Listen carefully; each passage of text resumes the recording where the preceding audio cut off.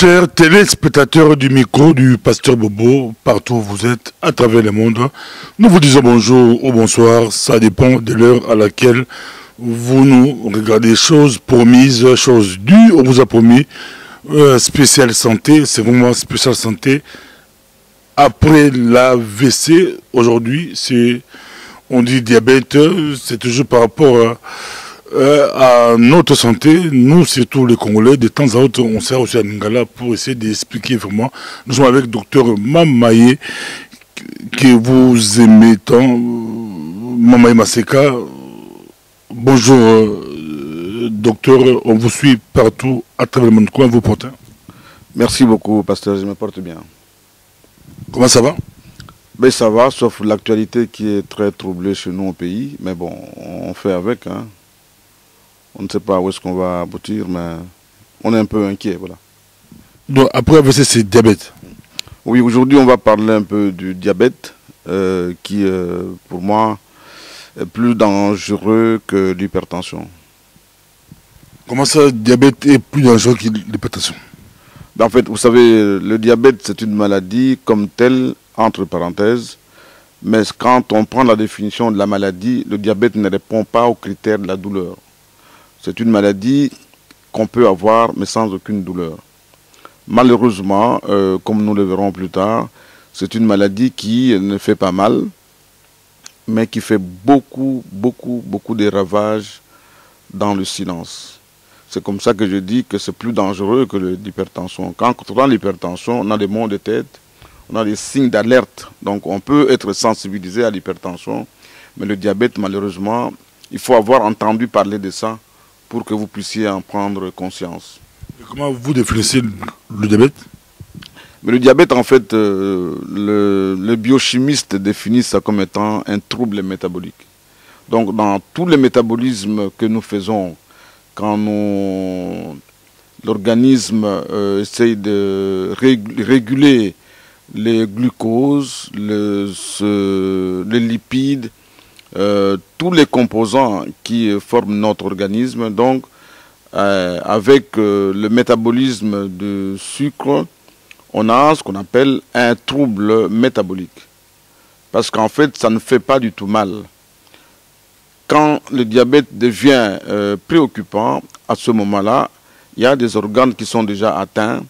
Et là, le diabète se définit non seulement en termes de diabète, mais en termes de complications. C'est comme ça que j'ai préféré parler plus du diabète que de l'hypertension. D'ailleurs, maintenant, quand vous allez chez nous au pays, vous allez voir que dans des villages, beaucoup de gens sont devenus diabétiques pour des raisons que nous verrons plus tard.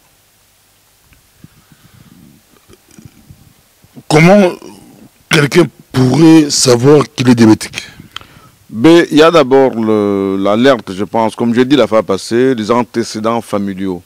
Quand dans la famille, vous savez qu'il y a quelqu'un qui est diabétique, donc vous devez vraiment prendre toutes les précautions pour essayer de vous dépister vous-même.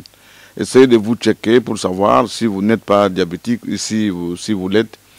En conséquence, évidemment, selon les antécédents familiaux, quand il y a quelqu'un, un parent, une maman ou un papa qui est diabétique, ou un frère qui est diabétique, à ce moment-là, ou même un arrière-parent, à ce moment-là, on peut prendre des précautions pour savoir si on est diabétique ou bien pas. Ningala to tabe ningala poto ede communauté la biso baba keso sukadi leke bele yango nde diabète sukadi na nzoto ba maman bali kolonda yo ba papa ba famille ba fandi bali kolonda yo ba lobi diabète edi sukadi ebele na nzoto. Docteur Mamaye alobi. Oui, diabète ligi koloba ke sukali eza mingi na nzoto. Eza mingi parce que diabète sucre na biso na nzoto mutakitsaka yango eza hormone moko tobengi yango insuline.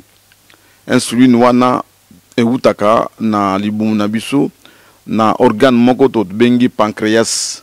Donc pancréas ezo sécréter ezo pesa biso insuline. Insuline wana so ekomi na nzoto ezo empêcher que sucre na biso emata.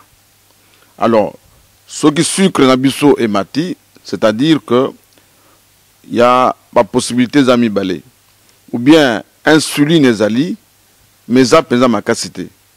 Ou bien insuline ezali mais ils ont la quantité moko ya moké. Yango wana moni ba diabète za ndenge mibale. O ba bengi na français type ya liboso na type ya mibale.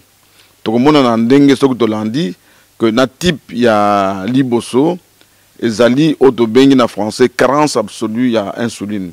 Donc pancréas na yo ezo sala ezo ko pesa insuline te na nzoto. Alors diabète ya mibale ezali pancréas na yo ezo pesa insuline mais insuline wana ezo koka kosala mosala nango te. Yango wana sucre il faut emata. C'est dit sucre banme e bandala agine. Sucre oyebi toko tangi mikanda ya ba 1945 ba lobi sucre ko banda toko komi mokolo. Mais sikoyo makambo ebungwani. Omoni na bana mike bakomi ba diabétique. Oto bengi diabète infantile. Donc moi na cause de diabète même à l'âge de 6 ans. So que na Charles Leroy, ezana unité moko on va bengi ba diabète à bana mike okokama pa c'est na hôpital mais bana mike bele kati. Bana mike bele na kat na hôpital mais olanda ba traitement na bango même ba kenaka vacances o ba bengi omoni na poto aba borganja ko to bengi ba colonie de vacances. Na ba colonie de vacances wana ba ko bana ba diabétique ba kena vacances bango na bango. Na kati na bango ba ko pona moko ndia ko superviser bango. Soki to landi ndenge ba zopesa insuline omona que na ba facilité ya mikolo ndenge to bengo ba bengi stylo.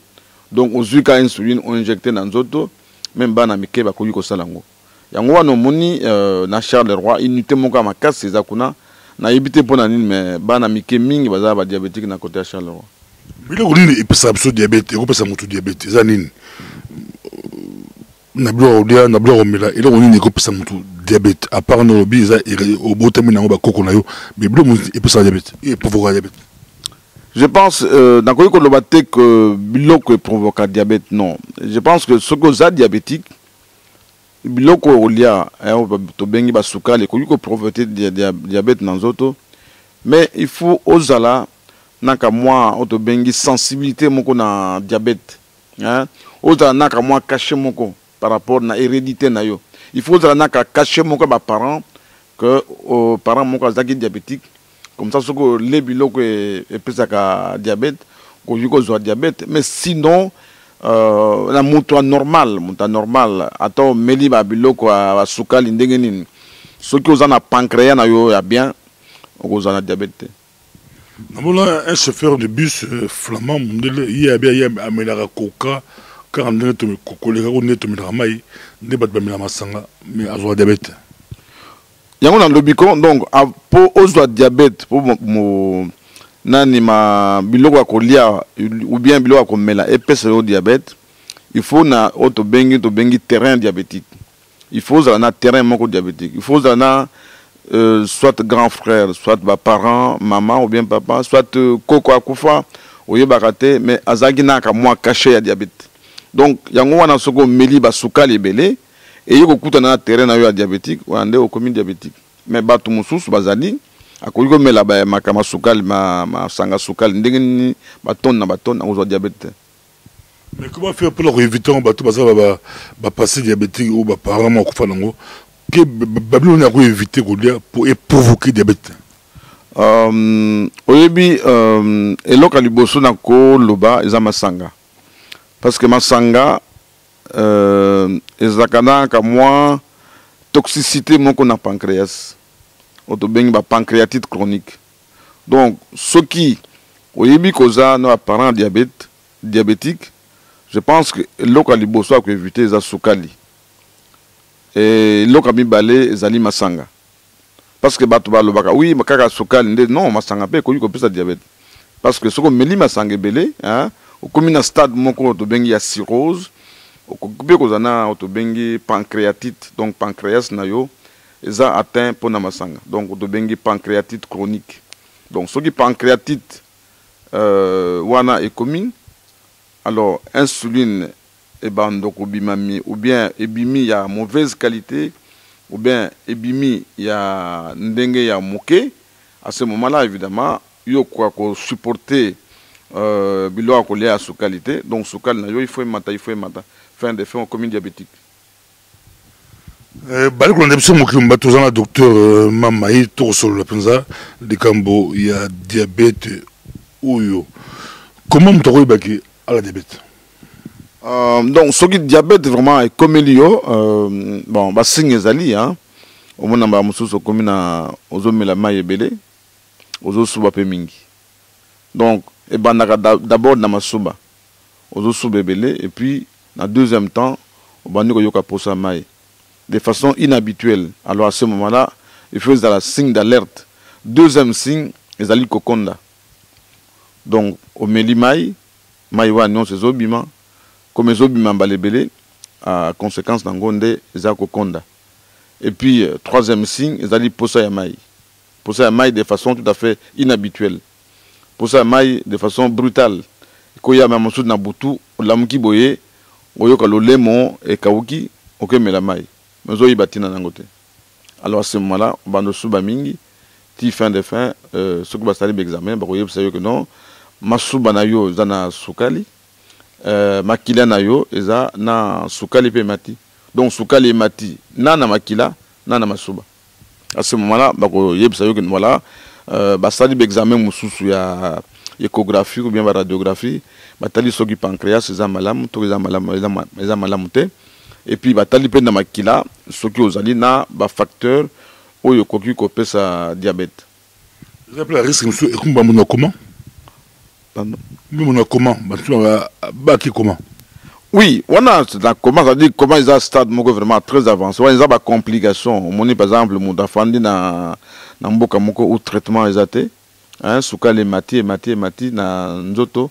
À ce moment-là, et commis kopé sa coma, autobengi coma diabétique. Comment diabétique est ami balé. Donc comment on est provoqué na soukali, hein, soukali mingi, oyo qui c'était et qu'on provoqué comment parce que soukali wana eko matana cerveau comme soukali zo ben na mai à ce moment au sali auto bengi édème cérébral. Donc mai est quotidien dans autres parce que soukali ben na kamai. Alors deuxième comment il y a diabète. Les alliés de comment hypoglycémique. Donc, moutazo soit insuline. Azui, par exemple, insuline est belée. Hein? Soukal des akité. Alors, au monaco, soukal ekiti. Et pessi autobengi hypoglycémie. Donc, soukal ekiti penza. À ce moment-là, au sali peut autobengi comment hypoglycémique. Mais c'est aussi un coma diabétique parce que ça lié à l'insuline. Docteur Mamayi, mon diabète, ça dépend. Donc, ce qui va le dire qu'on a diabète, va classer diabète tayo. Est-ce que ça a type ya liboso, ben a type ya mibale. Ce que ça a type ya liboso, on a vraiment, c'est-à-dire que on a pensé na insuline T. Donc, on a il faut pas penser à insuline. Makamunsu zate. Alors ce que vous avez diabète de bengi à type amibale, type wana souvent ezalaka na bateau baza minene, hein. Donc comme on dit obésité na diabète type 2 et qui n'a toujours ensemble. Wande bakosala nini donc bakoki ko banda d'abord na ba comprimé, hein, ba comprimé comme ba glucophage, comme ba daonil, comme ba diamicron, ba pesio ba comprimé au départ. Et puis, Sengio, il y a un contrôle peut-être dans 1 mois ou bien dans 2 mois pour batala ceux qui soukal nayo, ils allaient maîtriser na qui sont en bien.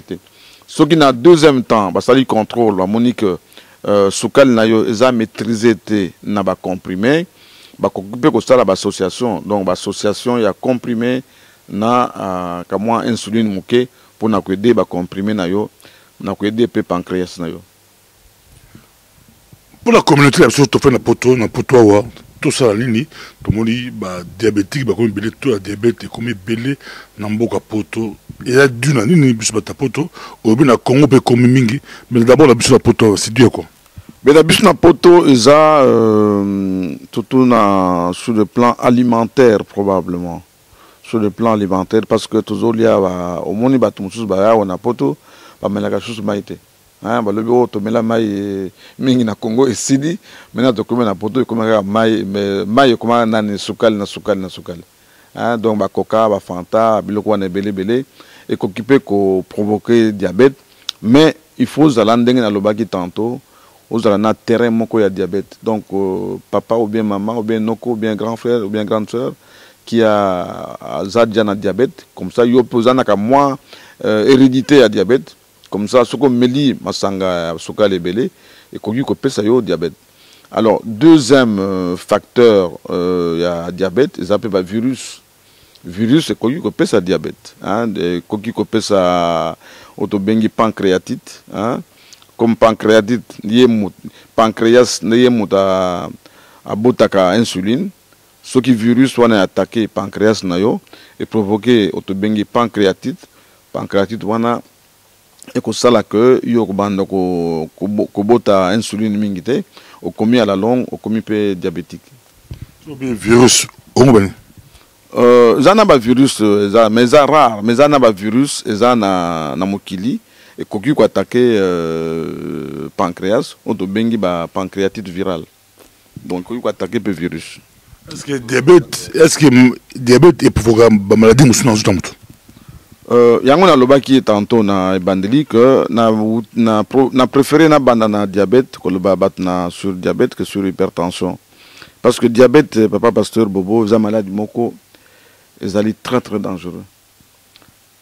Diabète ce qui est umeli mingi na moto et quoi atteindre borgane nyonso na ndoto tout banda na mututi na makolo par exemple et koki ko provoquer auto bengi pied diabétique au mona moto ba mycose banda ka mycose ba sali ba traitement bala musozoki pota diabétique et si la kanokite au mona mbala mususu soki hygiène ya bien ezate kolia ya bien tezate pota wana koyi okoma to bengi gangrène hein au mona gangrène provoque nini ba usala amputation soit ya ba orteil soit ya pied soit ya jambe donc ça peut provoquer vraiment te bengi gangrène avec comme complication et comme conséquence et provoquer amputation ya lokolo ou bien ya misabi. Alors toki tomati to commune libumu d'abord na côté à sexe diabète peut ça ba impuissance sexuelle à la longue non seulement pour na ba insuline mais pour na diabète yango moko. Alors soki tomati na libumu au niveau ba rein diabète lingaka organe moko za na rein to bengi ba rein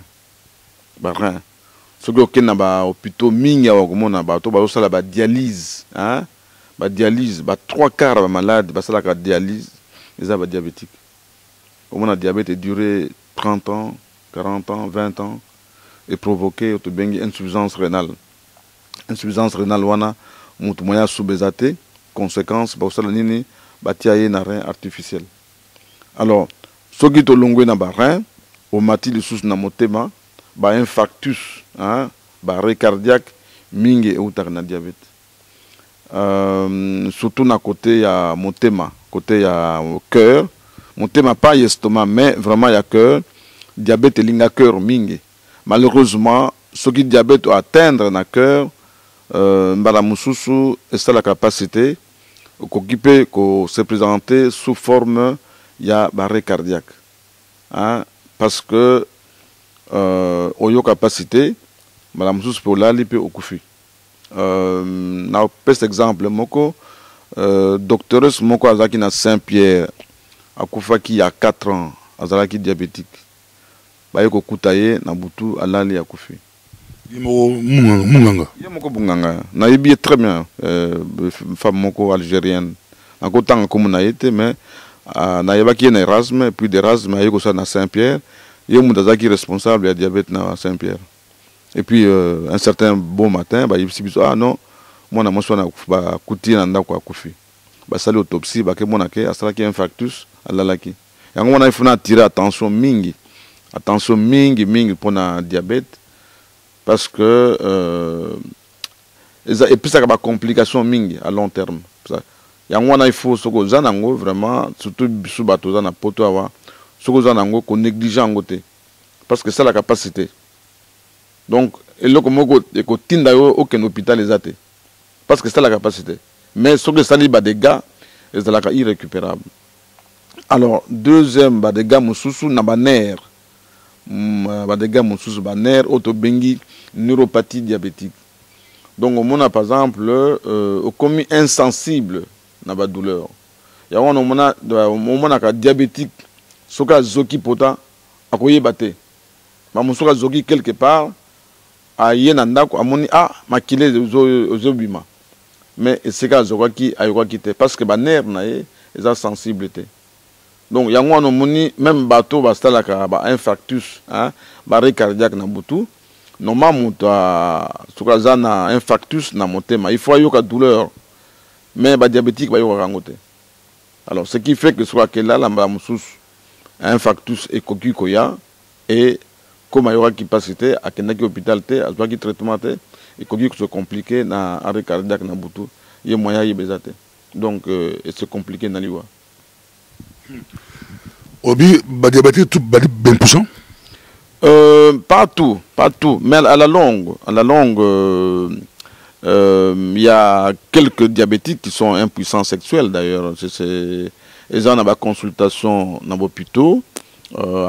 Toujours après la consultation en diabète, il y a toujours un spécialiste qui s'occupe des problèmes sexuels et diabétiques. Parce que la plupart sont impuissants. Docteur Mamayi, c'est très important par rapport à la santé na biso awa.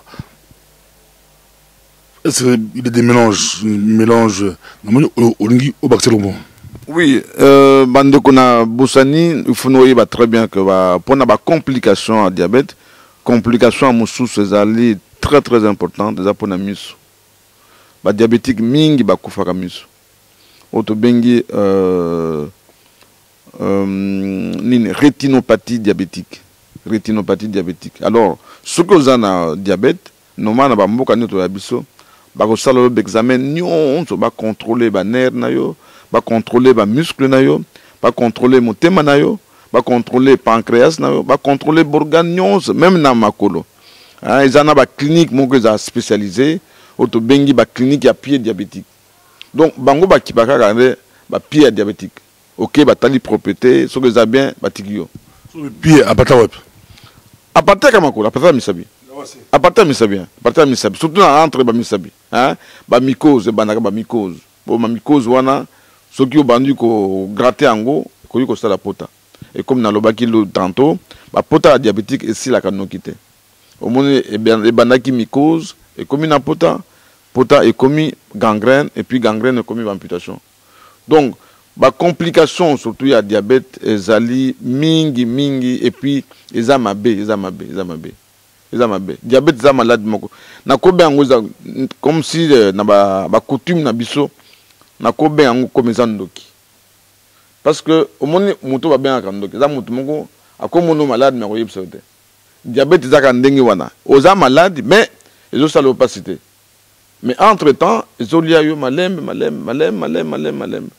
jusqu'à ce que au moins la complication les alliés bah qu'est-ce que la examen non donc on est nassé mouton dans la diabétique. Le diabète à 100 ans. À quoi vivre longtemps effectivement, à quoi vivre longtemps. Surtout beaucoup dans Bissoua avec moyens technologiques actuellement. On y par exemple si quoi coûte tia auto bengi pompe à insuline. Donc tuyau pompe mon insuline, pompe wana ezo bois insuline, ce qui sucre hein? Dans le temps, je pense qu'il y a 10 ans ici, Zakina joueur Zakina Charles Leroy, même dans Anderlecht, Zetterberg, c'est un Suédois, Zaki diabétique. Hein? Donc à Kobeta balle très bien, à Kobeta balle na terrain comme tout le monde, hein? Mais qui n'a pas pompe d'insuline, implantant sous la peau. Donc, ce qui soukal naye mati, pompe wana et injecter insuline. Yango moko automatiquement. Mais le problème c'est que pompe wana duraka mingité. hein, côté peut-être pour un mois ou quelques, mais du la capena mingite. Et puis ça coûte cher. Donc ce n'est pas encore vulgarisé, mais Zetterberg wana, donc il pouvait se permettre de pompe à insuline. À quoi? Non, azadi, azonge pas na bango. Vivaka mingi ba diabétique, vivaka mingi. Surtout ce que na hygiène moko ya bien, discipline ya bien, pour vivre longtemps. Monsieur Singapore, où est la coca? Non, coca il n'y a pas de problème. Ce que qui sucre qui te fait amener la coca. Na comme la coca, ce que l'insuline hein, à coco il y a peu normalement. Je pense que le régime moi les oh non qu'il y a sous qualité, ils ont comment ils ont dépassé. De l'on a technologie actuelle, donc au lait comme tout le monde, évidemment pas exagéré, parce qu'on dit que après qu'il y a, on reçoit l'insuline, donc l'insuline on reçoit voilà et qu'on quitte ça sous qualité, donc il n'y aura pas de problème.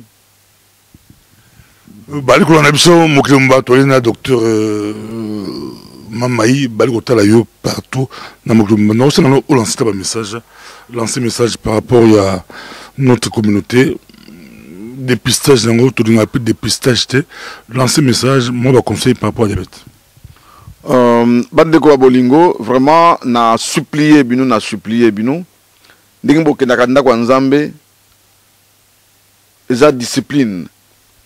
Pour la santé, il faut pas discipliner ça.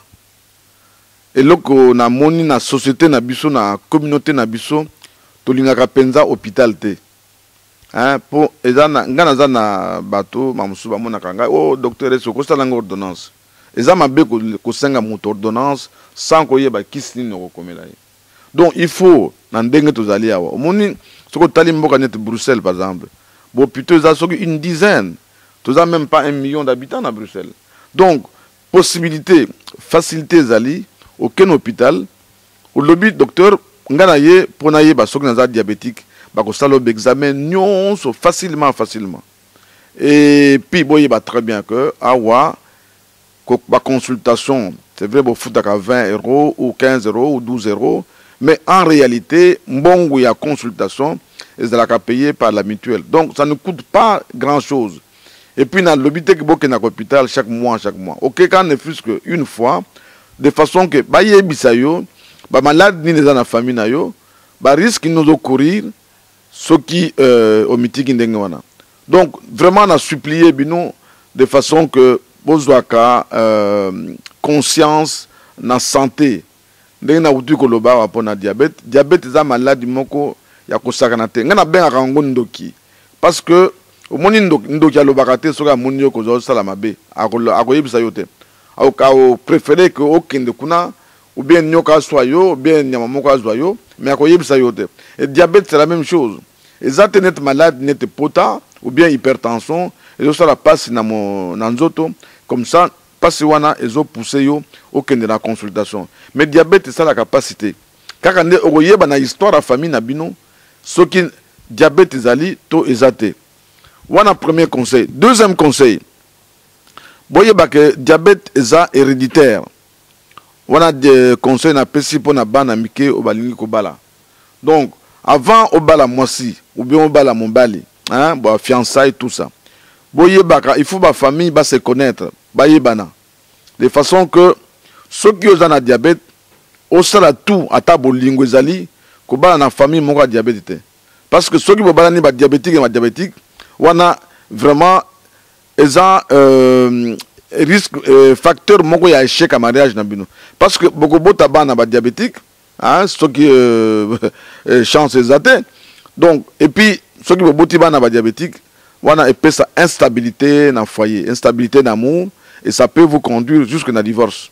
Donc pour na batu ya bande ko na biso na pesi bino conseil to kenda ka na hôpital hein eza naibi que eza paresse tolinga hôpital te eza mabe pona kosilisa soko yibi que na famille diabète ezali ezala côté ya papa ou côté ya maman ou bien côté ba grand frère ou ba grande sœur koyoka sonité kende na hôpital de façon que basala yo checking bayebisa yo soki oza na risque akosala diabète soki oza na risque nango te. Alors pona bato balingi kobala hein o éviter bobalana entre la famille et les diabétiques. Parce que sinon, et ça va conséquence mingi na niveau sanitaire ya bana et puis na niveau même yamour, ça peut perturber le ménage. Merci beaucoup Nancy Balandio Baukio mais oyobiso beso beba botami diabétique babila mingi. C'est-à-dire que mon suki botami par exemple avec 4 kilos. Hein? Docteur a dit que moi non il faut l'anda très bien. Donc moi n'a la capacité. Bon on va botama na kilo par exemple, elle est qui plus de 4 kilos. Les abana mongo suspect. Hein? Donc docteur a dit que non ceux qui vont bandi ba consultation il y a pédiatrique hein? À ce moment-là, il faut d'abord landa moi na wana bazwaka makila régulièrement peut-être 1 ou 2 fois par an de façon que ba mona soki azana diabète ou bien té. Si vous avez un diabète, vous pouvez savoir qui c'est. Il faut aborder combien de kilos normal? Normalement, en poids à moi, c'est en moyenne 3 kilos. De préférence, je préfère 2 kg 500. 2 kg 500. Non, moi, les amabé. Ce que moi, on a à partir de 4 kilos, même 3 kg 500, ça devient déjà suspect. 3 kg 500, c'est un peu suspect. Et 4 kilos, là, c'est encore, ça, il faut prendre en charge. Ce que moi, on a 4 kilos. Docteur a dit que non.